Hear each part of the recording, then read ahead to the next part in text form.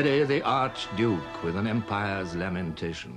Let us bury the Archduke to the noise of the mourning of a mighty nation, mourning when their leaders fall. Warriors carry the warrior's pall, and sorrow darkens hamlet and hall.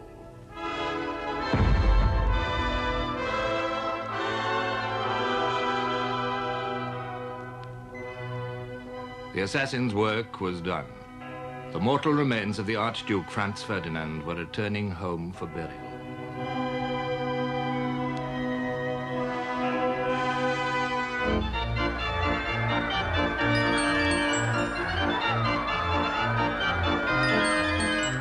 A world on holiday took only passing note of another Habsburg tragedy. In that brilliant summer of 1914, it was, for most men, only passing notice.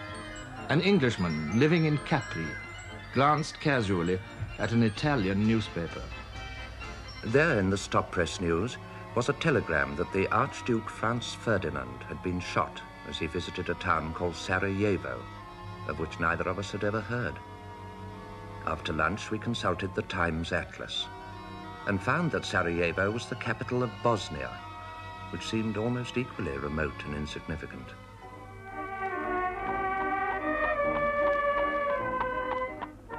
A few days later, the same man, traveling through Paris back to England, bought a French paper at the Gare du Nord.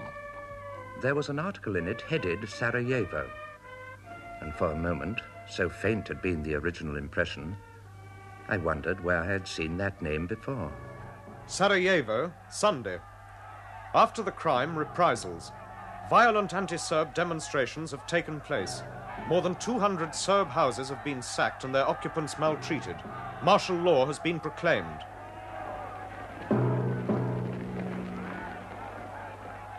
Even in the countries most affected, Austria-Hungary and neighboring Serbia, it would require a little time to understand what Sarajevo might come to mean. In Austria, as the Archduke's body was brought back to Vienna, opinion against Serbia steadily hardened. The German ambassador reported to the Kaiser, Count Berchtold, the Austro-Hungarian foreign minister, told me today that everything pointed to the fact that the threads of the conspiracy to which the Archduke fell a sacrifice ran together at Belgrade. I frequently hear expressed in Vienna, even among serious people, the wish that at last a final and fundamental reckoning should be had with the Serbs. The Kaiser noted in the margin of his copy of the report, now or never. 4 days later, July the 6th, he sent a message to the Austrian Emperor. The Emperor Franz Joseph may rest assured that His Majesty will faithfully stand by Austria-Hungary, as is required by the obligations of his alliance and of his ancient friendship.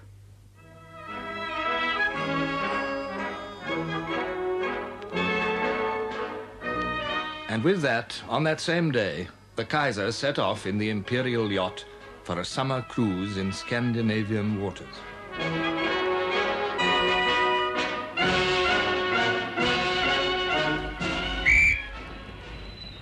This was the holiday season everywhere, and the sea was calling. Emperors and princes, soldiers and statesmen, rich men and poor men, it was holiday time for all.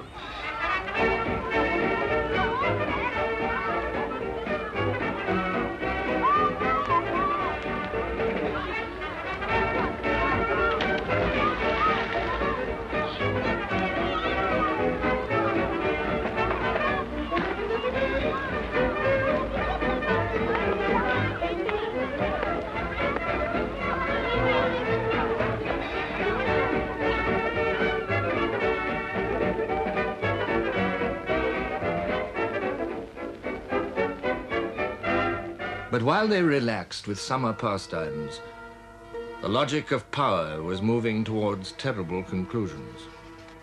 The German ambassador was conveying to Berlin a message from the Austrian emperor and his foreign minister.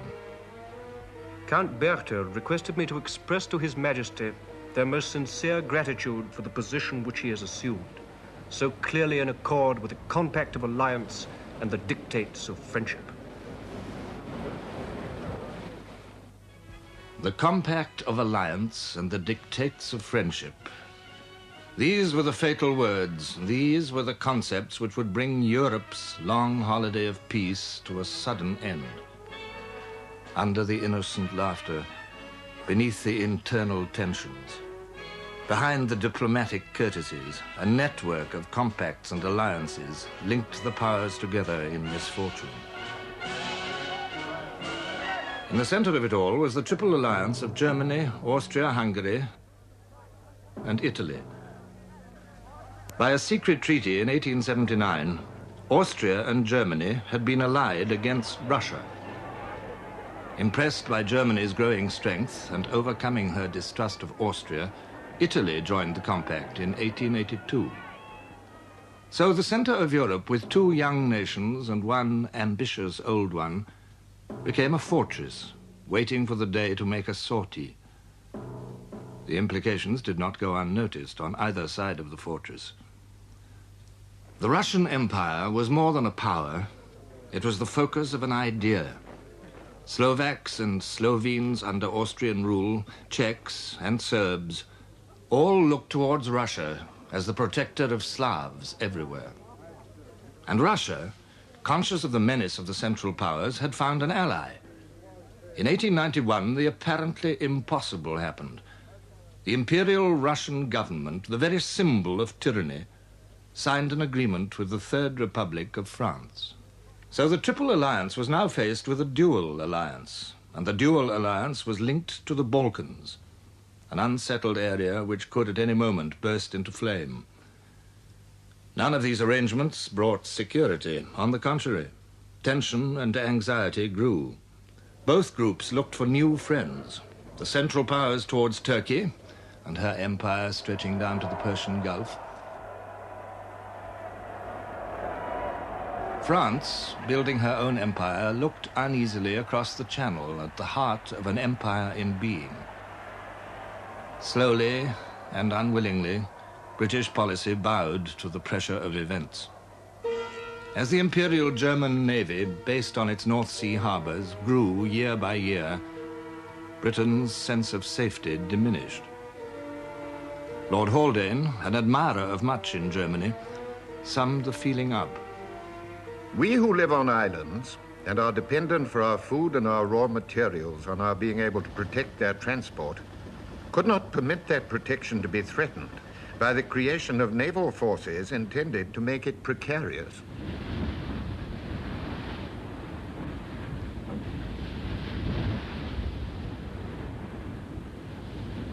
Colonial disputes with France became unimportant. The Entente Cordiale was forged. In 1906, military discussions began between the two countries. These completed a process described by Winston Churchill, all that subterranean, subconscious movement whereby the vast antagonisms of the Great War were slowly, remorselessly, inexorably assembled.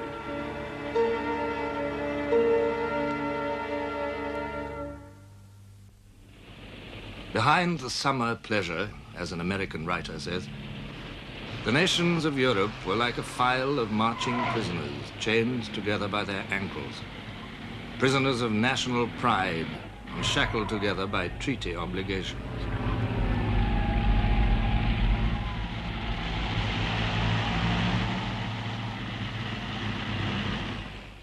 Britain's entente with France was followed by an understanding with France's ally, Russia. And on July the 20th, 1914, the French president, Monsieur Poincaré, arrived on a state visit to Russia, designed to strengthen that alliance. The particular purpose of this visit was to emphasize the military ties between Russia and France, which were quite precise. In 1912, the Russian General Staff had agreed that the Russians would march on the 15th day of mobilization. That was merely their advance guard, precursor of the millions who might follow. The Russian steamroller. 36 divisions of cavalry, 114 divisions of infantry, over 2.5 million men, with limitless reserves behind them. If they could be armed, if they could be equipped, if they could even be mobilized. Mostly peasants, the vast majority of the Russian soldiers were illiterate, and many of their officers little better. Few of their generals had studied war. Corruption and inefficiency went hand in hand among their officials. And at the court, there was strong pro-German feeling centered round the Tsarina. She is a cousin of the German Kaiser. She is deeply religious. She hates the fashionable world of the court. She is convinced that all Russia needs is the Tsar, the church, and the people. Be an autocrat, Nicky, she would say to her husband. The Tsar himself, the little father, is devoted to his wife and children. He is industrious, conscientious, generous, even-tempered, fatalistic, utterly without a will of his own or any understanding of the realities of international affairs. Yet the French visit served its purpose, reassuring both powers. The moment of Poincaré's departure from Russia was being closely watched. By a careful delay of 2 hours, the Austrians made sure that the French party would be at sea before the news broke of Austria's ultimatum to Serbia. 25 days had passed since the Archduke was murdered. 9 days since work had begun on this document. It was diligently composed, without compromise, without loopholes, an ultimatum with a purpose, the final and fundamental reckoning with the Serbs. It was delivered at 6 o'clock in the evening of July the 23rd. The Austro-Hungarian government expects the reply of the Royal Serbian government at the latest within 48 hours. The Austrian ultimatum twitched the chain which bound the nations together. The inevitable reactions followed immediately. The Serbian regent, Alexander, sent a telegram to the Tsar the next day. At this critical moment, I echo the feelings of the Serbian people in praying your majesty to be pleased to interest yourself in the fate of the Kingdom of Serbia. And so the fuse was lit. The Kaiser was still yachting in Norway. I telegraphed repeatedly to the Chancellor and the Foreign Office that I considered it advisable to return home, but was asked each time not to interrupt my journey. When, however, I learned from the Norwegian newspapers, not from Berlin, of the Austrian ultimatum to Serbia, I started upon my return journey without further ado. The 48 hours of the ultimatum trickled away.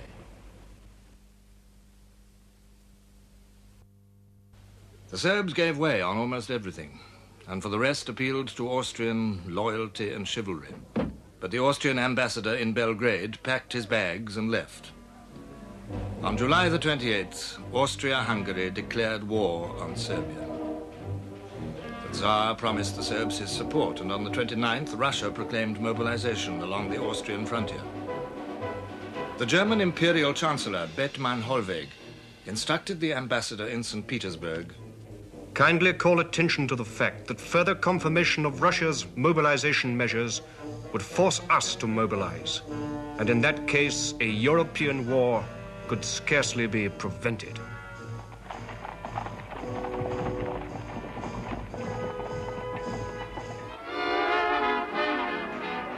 While the people of Europe amused themselves, the unseen flame ran swiftly along the fuse.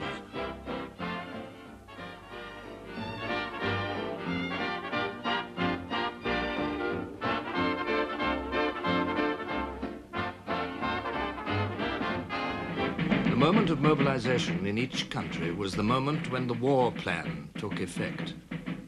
Nowhere was this clearer than in Germany, for Germany had become the prisoner of her plan. The Schlieffen Plan had existed since 1905. General Field Marshal Count Alfred von Schlieffen, Chief of Staff for 18 years, had devoted his mind to one problem: the danger to Germany created by the Franco-Russian agreement. War on 2 fronts, east and west. He assumed that the Russian giant would move slowly. The French might move fast. His answer to the problem was simple: smash the French before the Russians entered the field. So one army, only 250,000 men, would join the Austrians to contain the Russian threat. 7 armies, over 1.5 million men, would fall on France. By sheer weight and speed, they would beat her to her knees in 40 days and then turn eastward. The difficulty was how to get at France. A strong line of well-planned fortresses lay along the frontier. Von Schlieffen's answer was couched in the grand manner. He would outflank the French. He would march through Belgium, trample on neutrality. Not only that, he would send the bulk of his army through Belgium. A mere handful would face the French along the frontier, and all the rest, over 1 million men, would go for a vast encirclement of the French army. Through Brussels, southwestwards across the Seine, round Paris itself, then eastward towards Germany again to attack the French forces from behind. Now von Schlieffen was dead, but the whole vast apparatus of his plan was poised to move.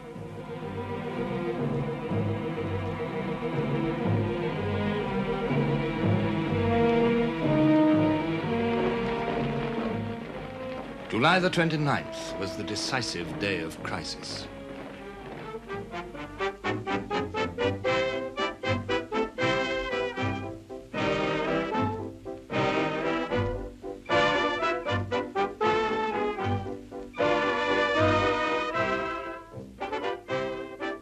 Many things now became apparent. The meaning of mobilization, the powerlessness of individuals, the significance of Belgium. This, above all, was a question for Britain, bound by treaty to uphold Belgian neutrality. But Britain had another preoccupation, Ireland.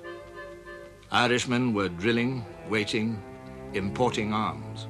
The Liberal government, backed by over 80 Irish MPs in the House of Commons, was determined to give home rule to Ireland. The Conservative opposition, headed by Sir Edward Carson, supported the resistance of the North. Ulster Protestants violently opposed a measure which would subject them to the Catholic South.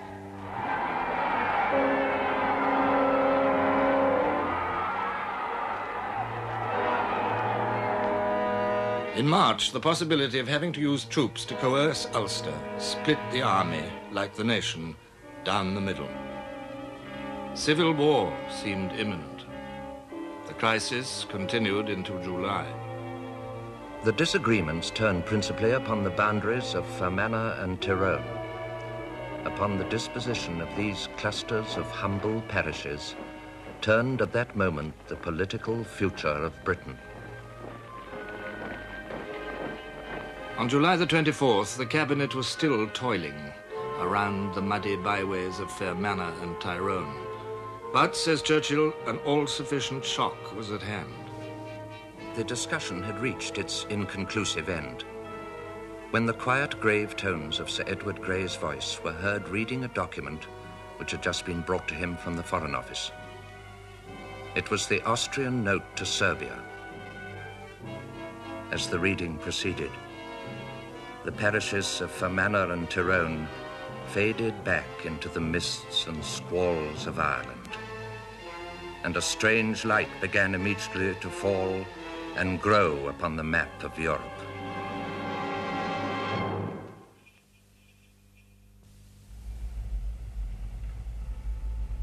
By the fatal 29th of July, even the man in the street had wind of what was brewing. On that day, the British Foreign Secretary, Sir Edward Grey, interviewed the German ambassador in London. I said the situation was very grave.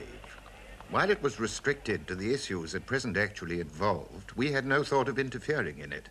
But if Germany became involved in it, and then France, I did not wish him to be misled by the friendly tone of our conversation into thinking that we should stand aside. The question of British action was becoming acute. Germany entertained a healthy respect for British power. The Royal Navy's grip on the world's trade, the financial grip and resources of the City of London, the potential of British industry, the raw materials of the empire, the actual possession of riches and might for which Germany was still striving. On July the 29th, Bethmann Hollweg told the British ambassador in Berlin, "The Imperial government is ready to give every assurance to the British government, provided that Great Britain remained neutral, that Germany aims at no territorial acquisitions at the expense of metropolitan France. As regards Belgium, I can state that provided that Belgium does not take sides against Germany, her integrity will be respected at the end of the war. For those who cared to read, the writing was on the wall. It was noted in the Foreign Office that Germany practically admits the intention to violate Belgian neutrality. Foresight and happy chance now came together. That month, at Spithead, on July the 18th, the British fleet had assembled for a royal review. The Royal Navy was the mistress of the seas. 232 vessels assembled at Spithead, 40 miles of warships, 59 battleships, 55 cruisers, 78 destroyers, 70,000 men. It was an impressive display, and the world was suitably impressed.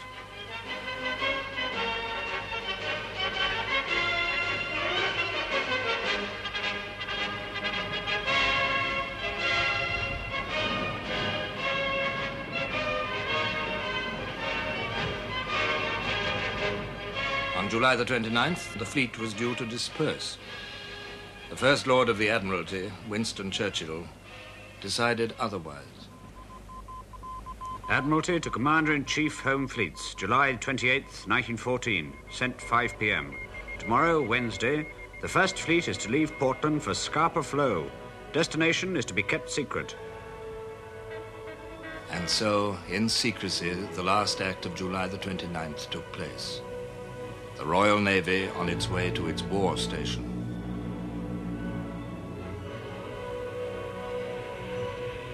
We may now picture this great fleet, scores of gigantic castles of steel wending their way across the misty, shining sea, like giants bowed in anxious thought. 18 miles of warships, bearing with them into the broad waters of the north the safeguard of considerable affairs. The king's ships were at sea.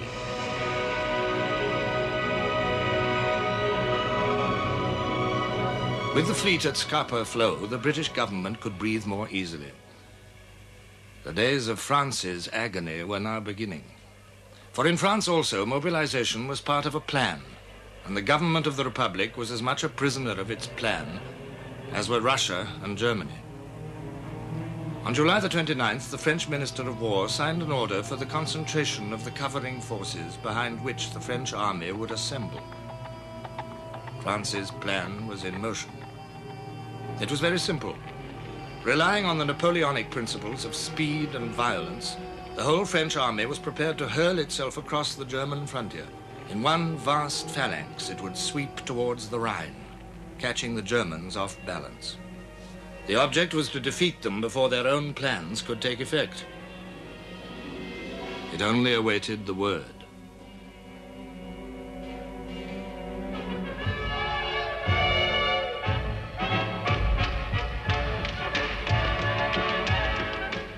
The last hours of July were running out, and Europe's last entertainments with them.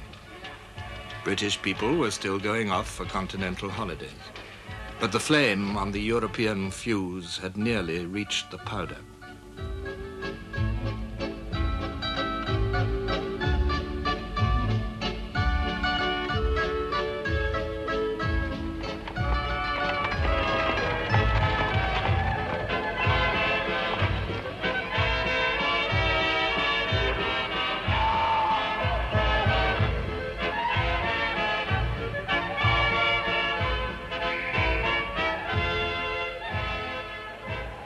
On July the 31st, Sir Edward Grey sent identical telegrams to Paris and Berlin. I trust that the situation is not irretrievable. But in view of prospect of mobilization in Germany, it becomes essential to ask where the French government is prepared to engage to respect neutrality of Belgium, so long as no other power violates it. A similar request is being addressed to the German government. It is important to have an early answer. The French government replied at once. They would respect Belgian neutrality, unless violated by another power. Germany did not reply directly.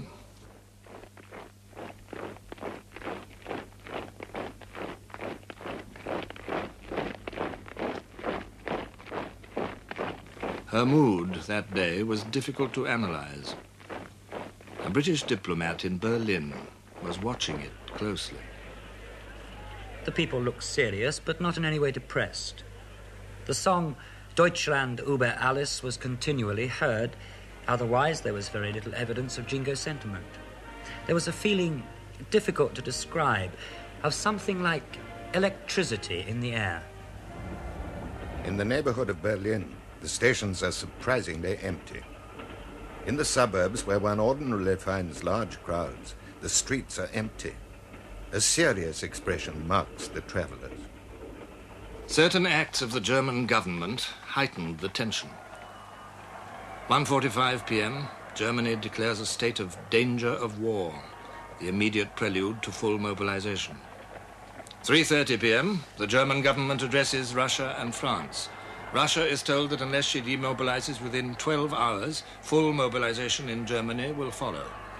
The German ambassador in Paris is told that mobilization means war. France is asked for guarantees of neutrality. Events were moving rapidly out of the control of monarchs and statesmen. The spectre of war was no longer an imagination of cranks, but obvious to all, solid and menacing. In Paris, sensation followed sensation. There was the trial of Madame Caillot, wife of the combative, controversial socialist ex-premier. In this drama of love and politics, a beautiful woman has shot dead the editor of Le Figaro because he had wronged her husband and published a number of his political and love letters. The story of an intrigue almost beyond the novelist's imagination, this trial has magnetized all France. But on July the 28th, astoundingly, she was acquitted of murder. Riots broke out in the streets. Then Jean Jaurès, the socialist leader, was assassinated, and cavalry on their way to war stations were detained in Paris for fear of revolution. Thousands gathered outside the banks. The Bank of France announced that it would pay out no more than 50 gold francs a fortnight to each depositor.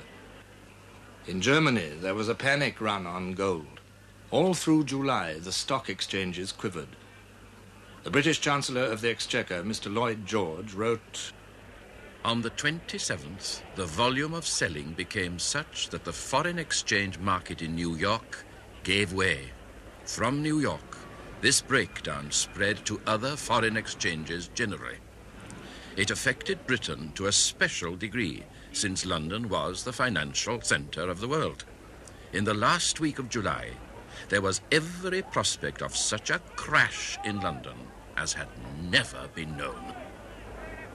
On July the 31st, as war evidently came nearer, Lloyd George told his friend, Lord Riddle, "All the bankers and commercial people are begging us not to intervene. The governor of the Bank of England said to me, with tears in his eyes, 'Keep us out of it. We shall all be ruined if we are dragged in.'" On that day, Friday the 31st, the stock exchange closed. The bank rate went up to 8%. The Bank of England asked for permission to issue notes instead of gold. The oppression of imminent catastrophe lay on all men.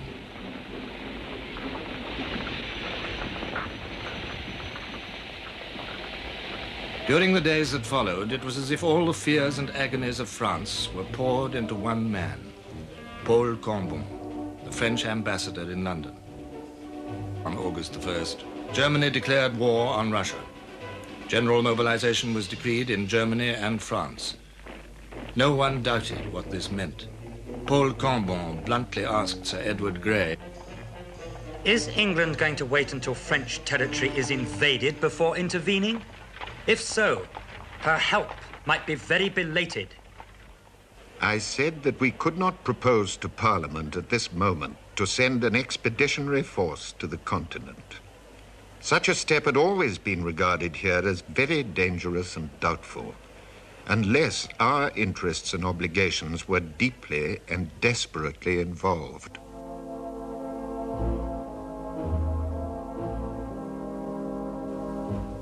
In Berlin, the Kaiser had persuaded himself that Britain would remain neutral. and therefore that France would not fight. He called for champagne and summoned his chief of staff, von Moltke. Now we need only wage war against Russia. So we simply advance with the whole army in the east. But it was too late. Schlieffen's plan was in action. German patrols had already entered neutral Luxembourg. All eyes now turned on Britain, and still the Liberal government shrank from accepting the march of events. In desperation, Paul Combon turned to the Conservative opposition leaders. Doesn't England understand what honor means? Now honor and necessity were hand in hand. The next day, Germany presented her ultimatum to Belgium, demanding a passage for her troops. The Belgians had 12 hours to reply. It took far less time for them to make up their minds. King Albert spoke for his people. Our answer must be no, whatever the consequences. Our duty is to defend our national integrity. In this, we must not fail. It had been a rainy day in London, damping alike for the great peace rally in Trafalgar Square and for the hotheads who wanted to cheer for war. When the news of the German ultimatum to Belgium arrived, however, the clouds of uncertainty began to pass away. Telegrams were sent out calling up army reservists and territorials. The opposition leaders urged the government to take up arms. Insensibly, during this Sunday, without any fresh news, some nameless factor began to work. The horrors of war might be less insupportable than the horrors of peace. There were dissentients, but the majority did not want to argue. Argument never makes headway against conviction, and conviction takes no part in argument because it knows. Knowing was everything. Knowing the worst and knowing what to do. On August the 3rd, Sir Edward Grey addressed the House of Commons. I ask the House, from the point of view of British interests, to consider what may be at stake.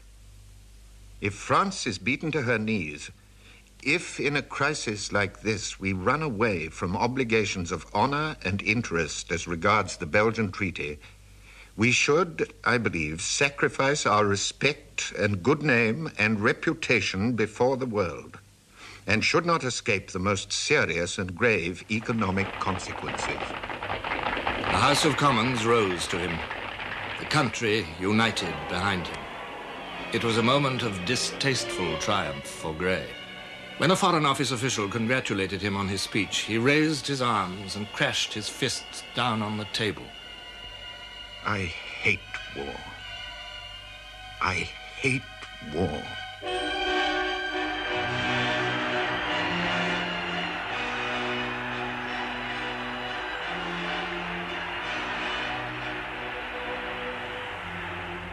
God grant we may not have a European war thrust upon us. And for such a stupid reason, too. No, I don't mean stupid. But to have to go to war on account of tiresome Serbia beggars belief. But war was now a fact. The French ambassador in St. Petersburg witnessed the imperial proclamation to the Russian people. I got to the Winter Palace Square, where an enormous crowd had congregated with flags, banners, icons, and portraits of the Tsar. The Emperor appeared on the balcony.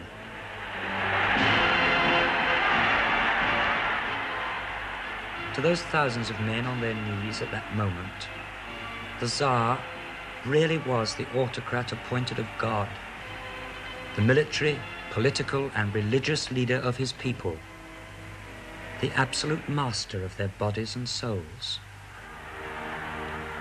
Germany declared war on France on August the 3rd. The Kaiser had already addressed his people. This is a dark day and a dark hour.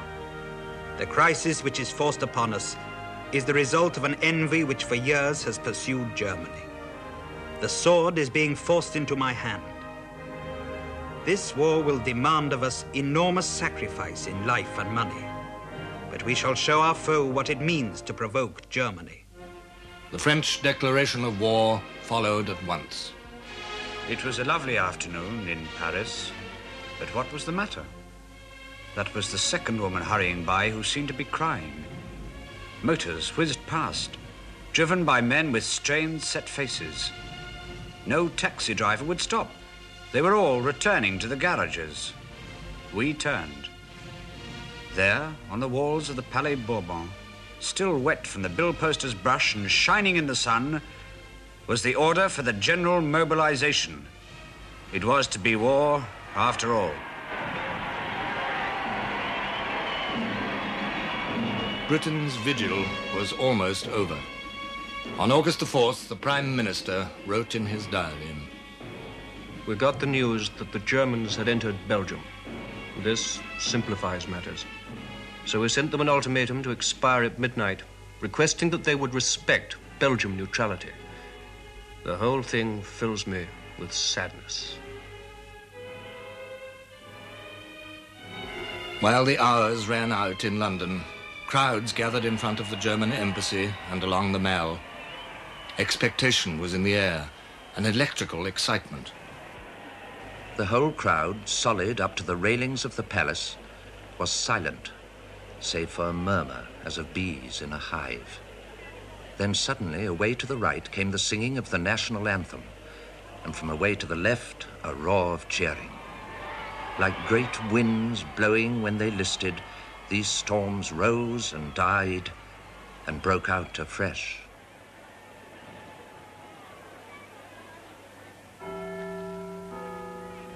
The hour struck. The ultimatum ran out.